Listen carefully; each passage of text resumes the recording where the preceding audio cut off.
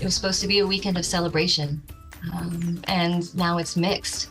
In the midst of celebrating the Lunar New Year, Colorado's Asian American community is also grieving the people who were killed during New Year celebrations in California last week.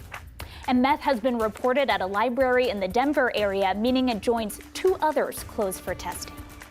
And we have another fresh blanket of snow across Colorado. UNC looking mighty pretty tonight.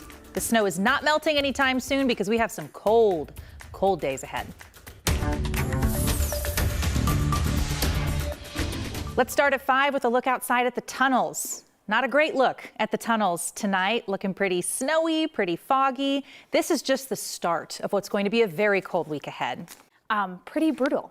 So far, ouch. With this very cold weather ahead of us, doctors once again are reminding everyone about the dangers of frostbite. UC Health says they've already seen 34 people for frostbite this year, compared to 30 during the entire season last year. The colder it is outside, the faster frostbite will develop. Warming centers are open all around the city of Denver through Wednesday morning. The McNichols building on Colfax will be open 24 hours for people who need to find a place to warm up. Denver will also have its rec centers and the library branches open during business hours. As cold as it was today, it's only getting colder. Lauren Robinson joins us now to walk us through it, maybe shiver our way through it. That's exactly right. Overnight is where it's going to be the worst. Now, the good news is it's only expected to last until tomorrow or so before we quickly rebound Tuesday through the rest of the week. But right now, let's go ahead and take a look at our current conditions. We are 1 below outside. That is the air temperature. With winds coming in from the northeast at 8 miles per hour, it feels like 15 below. So extremely cold, and again, only going to get worse as we go into the overnight hours and early morning hours tomorrow. So as you take a look at these temperatures across the northern portions of the Front Range and Eastern Plains, we're very close to zero. Some areas below zero, some areas just barely above it. And then you can see we're even warmer as you make your way into the high country there, 20s and 30s, 40s out west, and even to the south, we're seeing those temperatures at least in the teens, better than what we're seeing here. But take a look at this 24-hour temperature change map. This time yesterday, we were 20 degrees warmer in Denver, and a big change all across the eastern half of the state, mostly between 10 to 20, even a bigger change further south, 28-degree change in Trinidad. So we're going to continue to watch for that to just get colder and colder. So because of that, the eastern half of the state, including Denver and most of the I-25 corridor and everything to the east, will be under wind chill advisories, as overnight those wind chills drop to 20 to 25 degrees below zero. Dangerously cold. That means you could get frostbite on exposed skin in as little as 30 minutes. So you want to continue to watch for that. But as we take a look at our HD Doppler radar, in addition to the very cold weather, we do have some lingering snow showers out there. You can see a couple of hot spots just west of Fort Collins in the high country there, portions of the I-70 corridor, and then a couple of hot spots out east. So we're going to continue to watch for that, but the majority of the snow still expected to fall in the same areas as what we've been seeing for the past couple of days. That's mostly going to be northern mountain ranges and northern portions of the western slope, where we still have winter weather advisories and winter storm warnings in effect. So coming up, I'll talk about dangerously cold weather overnight, lingering snow showers, and yes, we do have a warm up ahead. Some good news there. I'll have all of that in my 7-day forecast just ahead. Lauren, thank you so much.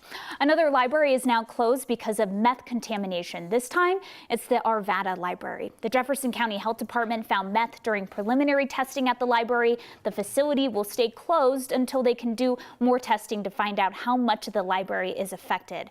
They don't know how long it'll be closed for. They've done preliminary testing on other Jefferson County library branches as well. Meth has also been found at libraries in Littleton, Englewood, and Boulder. Today, a large group gathered in front of the state capitol to show support for the family of Tyree Nichols. 5 police officers in Memphis, Tennessee are now facing charges after violently beating Nichols during a traffic stop. He died a few days later. Police released poll camera and body camera video on Friday from that incident. Now, this group in Denver today also shared their support for Jordan Waddy. He was shot by Denver police outside a bar last year. We're also hearing from Elijah McClain's mother, Shanine McClain, on the Memphis shooting. She says it has always been about good people versus evil people, and the color of one's skin does not dictate right or wrong. A person's thoughts, words, and actions will always show the kind of evil within that individual. Those who casually stand by watching evil happen are also to blame. Wheat Ridge police are working to learn more about a shooting that hurt a truck driver. It happened a little after 8 this morning at I-70 westbound near Ward. Police say the driver was shot but is expected to be okay. They don't have any other information beyond that. So if you know something, give Jeffcom a call. Tomorrow's the last day. Temple Emmanuel will be hosting a donation site for the migrants who are arriving in Denver. If you would like to donate, they'll be open from 5 to 8 tomorrow night. The city says the items they need the most right now, hygiene items, underwear and shoes. Hygiene items and underwear, by the way, must be new and unopened. The city is working on transferring migrants from city emergency shelters to partner emergency shelters. Right now, there were just fewer than 1,000 migrants staying at the shelters here in Denver. It's been just over a week since a gunman went inside a ballroom during a Lunar New Year celebration, killing 11 people in Southern California. 9 others were hurt. A memorial is still growing outside that ballroom as people pay their respects.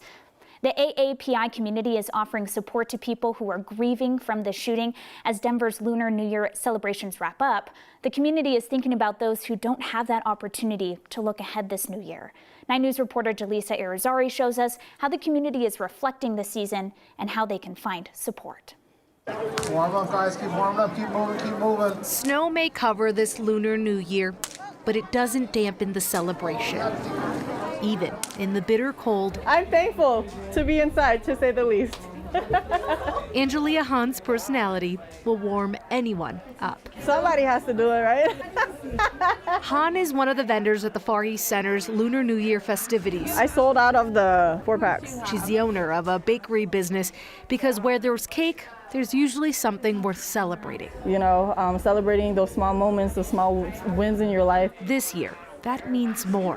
When Hahn thinks about those killed in California last weekend, that will never get that chance. It's very heartbreaking, but I think there's a lot of issues within the Asian community as well that we don't address. Mental illness is a real thing in all communities, and our community is not exempt to that, you know? We have an identity worth and worthy of care as much as every other identities and persons. Laura Williams is part of the Denver Asian Collective, a group giving people in the AAPI community support.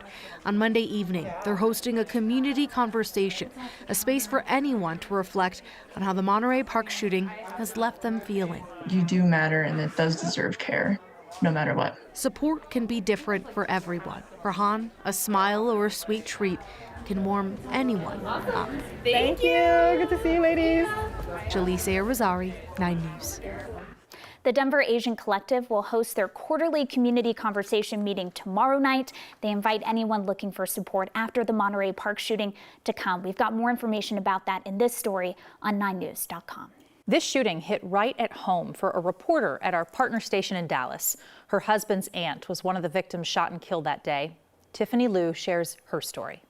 2, 3, 4. Everyone has that favorite aunt that loves you like a daughter. Yeah, she raised me like her own. For Fonda Kwan, that was Maymay Nan. It's really painful for us. On Saturday night, Lunar New Year's Eve, Maymay headed to the Star Ballroom Dance Studio in Monterey Park. 1 up. It was routine to go on weekends just 10 minutes away from their home in Rosemead. I actually saw her right before she went out to dance that night. But this time, I told her to enjoy her night, have a good time with her friends. it would be Maymay's last dance. Yeah, she was the first victim. Maymay just finished class, got in the car with her dance partner, ready to reverse out of her parking spot when the shooter started his rampage. We saw one of the chopper videos, and we could see her car there, and it was clear that her window was shattered. Her dance partner, uninjured, in a matter of hours, was able to tell the family he held her as she quickly took her final breath, reassuring that she wasn't in too much pain. Maymay was 65. She was a rock for everyone she loved. She was kind to strangers, and she dedicated so much time caring for her mother, who passed away less than 4 weeks ago. She's just getting her time back for herself.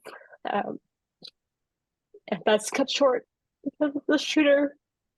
In a month time span, Fonda buried her grandmother. Up.